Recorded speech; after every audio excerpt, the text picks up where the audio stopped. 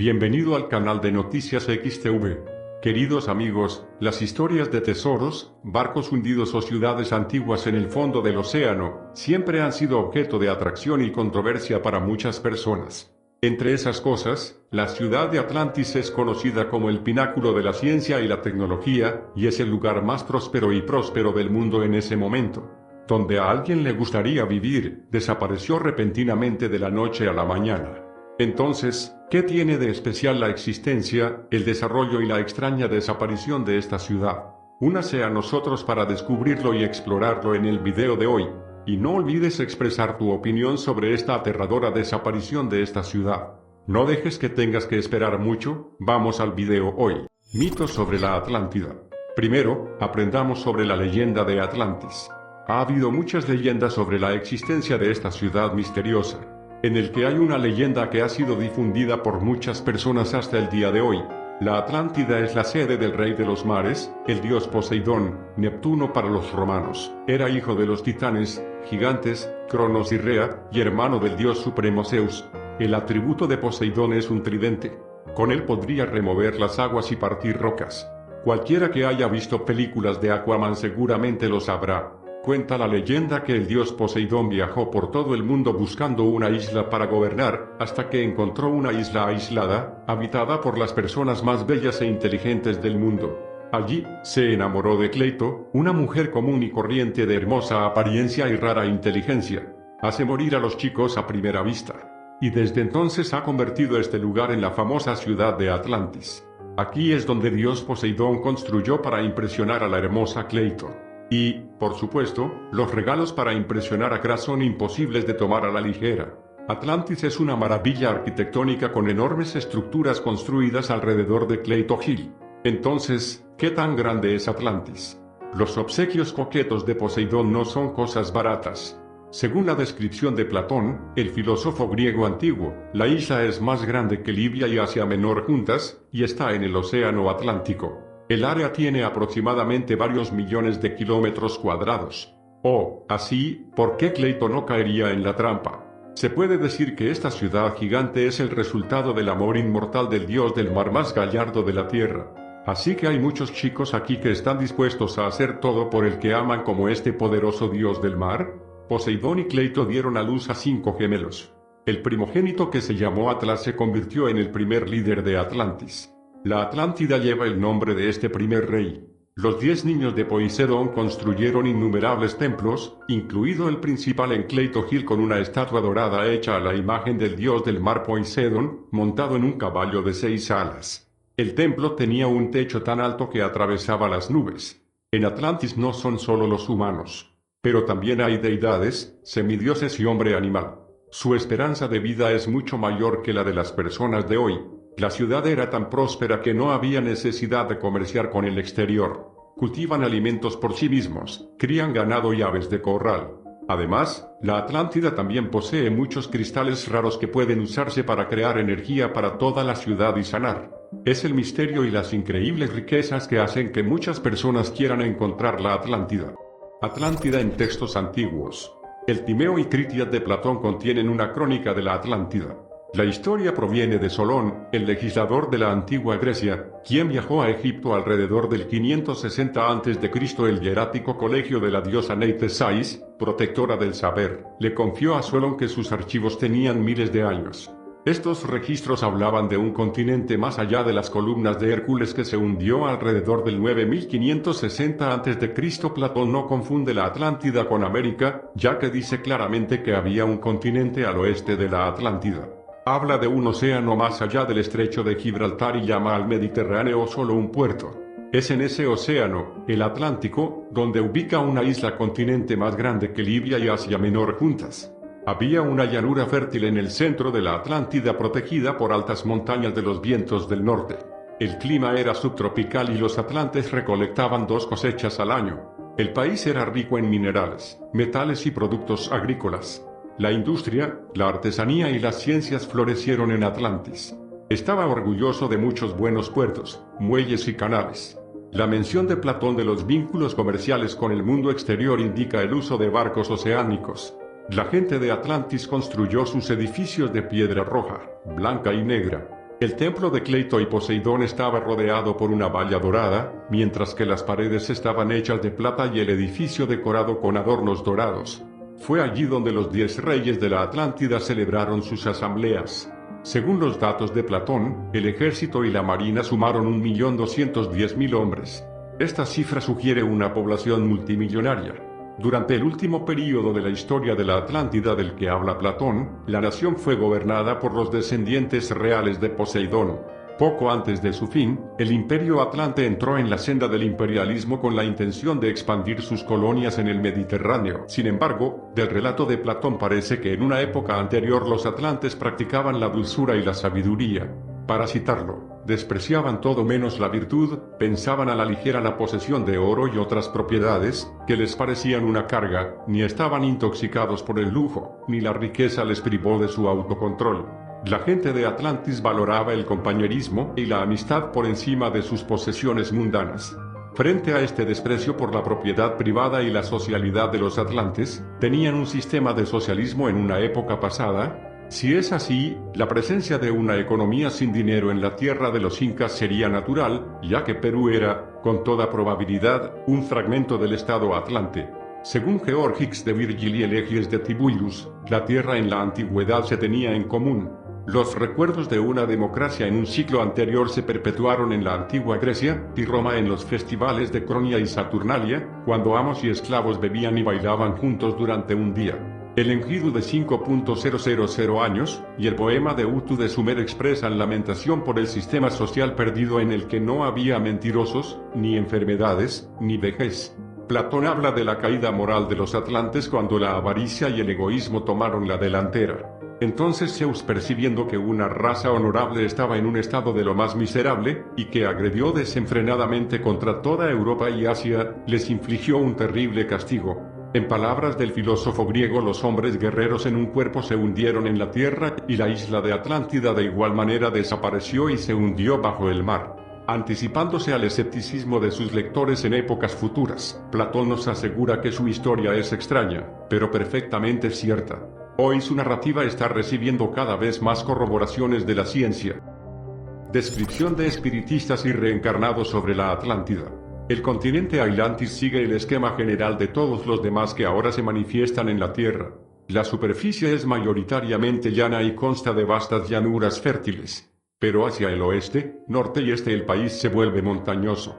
De estas montañas, como un cobertizo de agua, un río con sus ramas desagua casi toda la longitud del continente.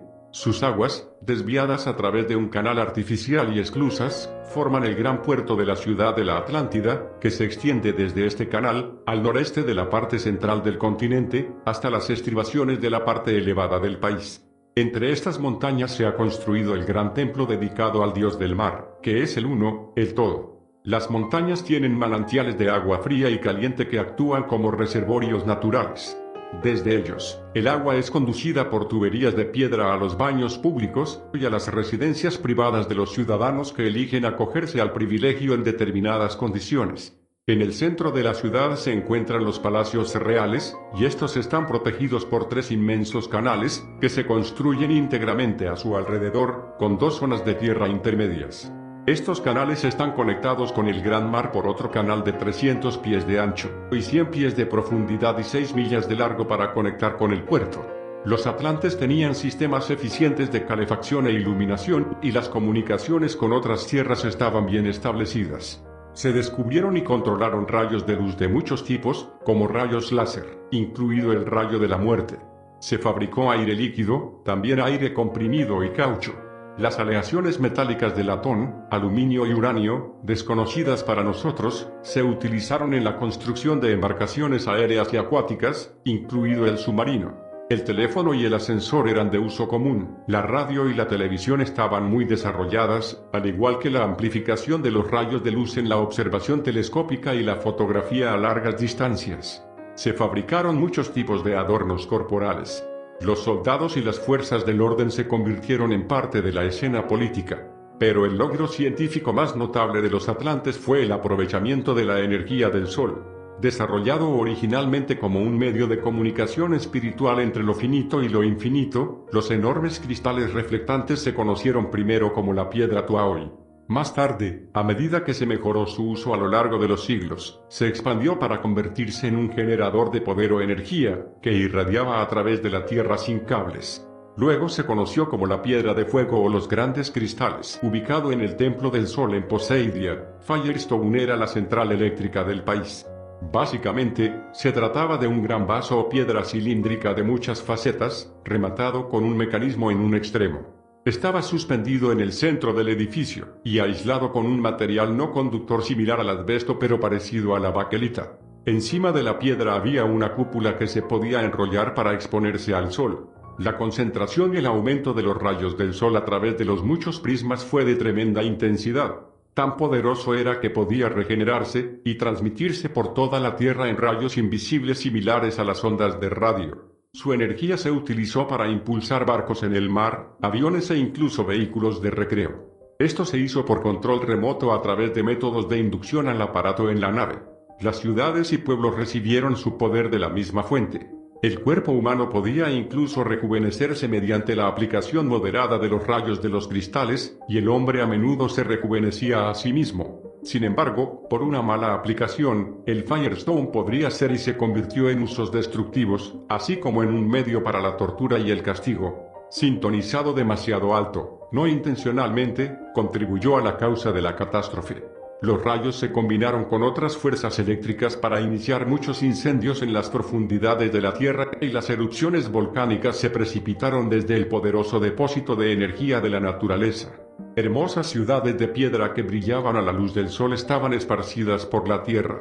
Entre ellos estaban Amaki, Achai y Poseidia, siendo esta última la ciudad más importante del día. Estaba ubicada en la última de las grandes islas designadas con el mismo nombre. Aquí, en la bahía de Parfa, se encontraba uno de los mejores y más activos puertos marítimos del mundo. El agua se suministró a los edificios de la ciudad y a las numerosas piscinas y lagunas mediante viaductos construidos en los arroyos de las montañas cercanas. Estos conductos eran tan grandes y numerosos que daban la apariencia de una ciudad amurallada. Los deportes acuáticos eran muy populares. Los edificios se construyeron en niveles con relucientes piedras pulidas e intrincados mosaicos de artesanía superior. En el centro de la ciudad estaba el templo, alrededor del cual giraba gran parte de la vida de los hijos de la ley del Uno. Apoyado por enormes columnas semicirculares de ónix, topacio y berilo con incrustaciones de amatista y otras piedras de colores, el elaborado templo reflejaba los rayos del sol desde una variedad de hermosos ángulos.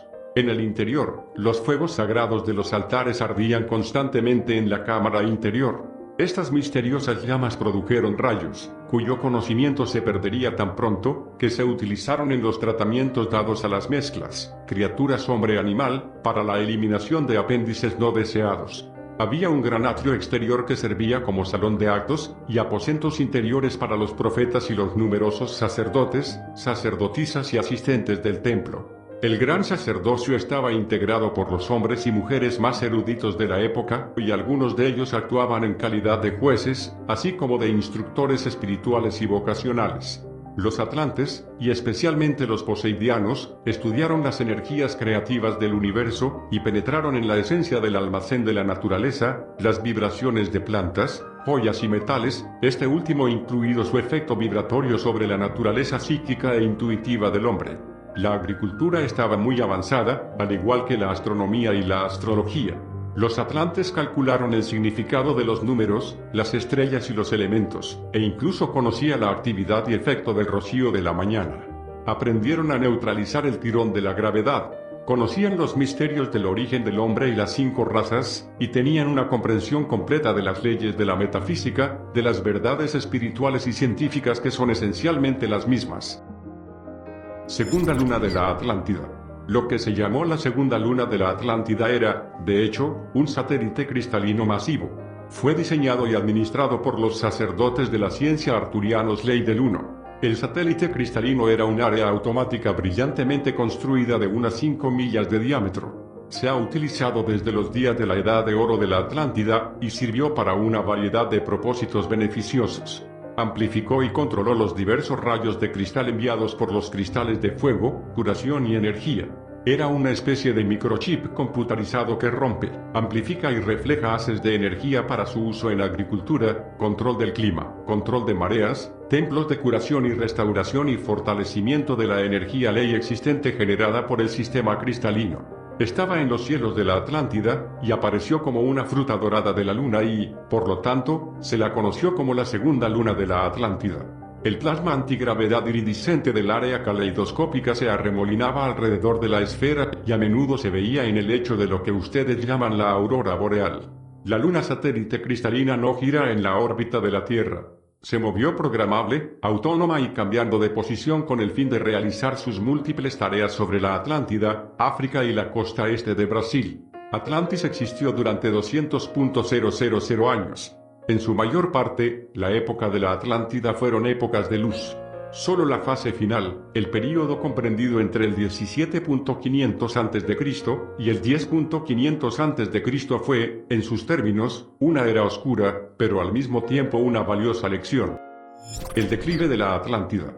Hasta este momento, aunque la civilización material se elevó a grandes alturas, hubo un creciente malestar entre la gente de la Atlántida. En una tierra de abundancia, la lucha en lugar de la paz se convirtió en la regla. Los altares llegaron a ser usados para sacrificios humanos por aquellos que se alejaban del concepto original del Dios único. La adoración al sol se hizo frecuente. Solo el dedicado núcleo interno de los hijos de la ley del uno permaneció firme. Los bajos estándares de moralidad, indulgencia sexual y perversión se volvieron desenfrenados. La pobreza y el hambre estaban muy extendidos entre el campesinado y las clases trabajadoras. Hubo un deterioro de los cuerpos físicos y espirituales, al igual que hubo un desgaste de las montañas y los valles hacia los mares. A pesar de los avances materiales y muchos logros científicos, la decadencia interior traería la dispersión y finalmente la aniquilación a un pueblo orgulloso, malvado y adúltero. Algunos profetas han notado que el desastre es inminente. Se esforzaron por reunir todo el conocimiento de las diversas naciones del mundo sobre el desastre que se avecinaba, y se convocó una reunión con este fin. Enviados de muchas tierras vinieron a Atlantis para poner en común su sabiduría en un último intento de evitar la calamidad, pero la reunión y la campaña evangelística que resultaron de ella fueron en vano. Reconciliados con el inevitable cataclismo nacional, los hijos de la ley del uno hicieron otros planes, la búsqueda de tierras aptas para colonizar. Muchas expediciones salieron con este propósito. Los hijos de la ley del uno también proporcionaron liderazgo en los movimientos reales por tierra, aire y agua a las tierras más seguras de Egipto, Honduras, Yucatán y otras áreas. De especial interés para ellos fue la preservación de sus principios y registros religiosos, y estos se llevaron consigo. Hacia el 10.700 a.C., el país había alcanzado las profundidades de la vida moral y espiritual, no en el conocimiento sino en la práctica. Predominaban los sacrificios humanos y la adoración al sol, al igual que el adulterio y la corrupción. Las mezclas se usaron y abusaron. Se abusó de las fuerzas de la naturaleza. Los cristales del sol fueron cruelmente adaptados como medio de coerción, tortura y castigo, y se hicieron conocidos entre la gente común como los cristales terribles.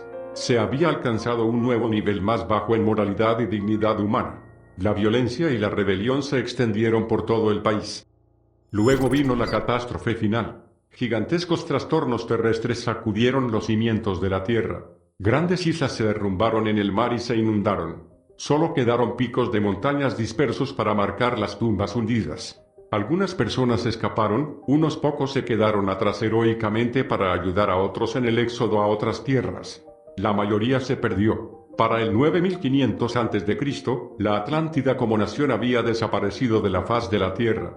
La cultura atlante, sin embargo, no desapareció por completo. Aunque hubo civilizaciones comparativamente altas en China, India y los Pirineos, la influencia atlante se sintió en muchos lugares en diferentes momentos, al igual que su naturaleza agresiva y progresiva es ahora y seguirá sintiéndose a través de la reencarnación en la Tierra.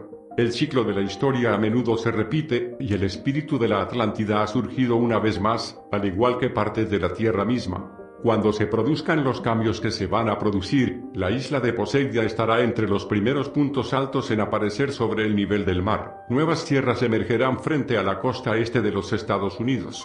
Las Islas Bahamas son restos de los picos de Poseidia, una parte del otrora gran continente antes de que se dividiera en islas después del desastre. cerca de las islas de Bimini, a 80 millas de la costa de Miami, Florida, están enterrados bajo siglos de lodo marino los restos de un antiguo templo atlante. Algún día se recuperará. En Egipto, la influencia atlante se sintió en la construcción de pirámides. El conocimiento sobre la civilización de la Atlántida almacenado en parte en la habitación secreta debajo de la Esfinge. Se encuentran en Egipto, Bimini y Yucatán informes duplicados de la historia de la Atlántida. Los registros son idénticos y aclararán algunos de los relatos del Antiguo Testamento. Incluidos en los registros están los planes para la construcción de grandes cristales. Algunos de estos restos ya han sido recuperados sin saberlo por arqueólogos desprevenidos en las pirámides de Yucatán. Les decimos, de hecho, el período dorado de la Atlántida fue el nivel más alto de luz de la conciencia, jamás alcanzado en el plano terrestre en cualquier civilización avanzada superior a Lemuria, superior a Mu, superior a Rama. De hecho, Lemuria nunca ha alcanzado un nivel tan avanzado, que existió en la fase dorada de la Atlántida desde el 40.000 a.C. hasta el 18.000 a.C., tiempo en el que los dioses caminaban con la gente y todos conocían la expresión de alegría. Fue un tiempo sagrado cuando muchos de ustedes vinieron como niños de las estrellas, y luego eligieron la biología y los ciclos de lecciones de la reencarnación en el planeta azul llamado Tierra. Entonces, cuando consideras Atlantis, no solo recuerdas su triste caída. Fue solo una fase corta del magnífico mundo antiguo, pero no debemos olvidar, tanto puedes ganar al comprender esta fase final y expansiva. Es hora de recordar. Nuestro video termina aquí. Deseo que siempre tengas la pureza y la pureza de tu alma. Si encuentra un video interesante, presione el botón me gusta y suscríbase para seguir el siguiente video. Adiós y nos vemos de nuevo.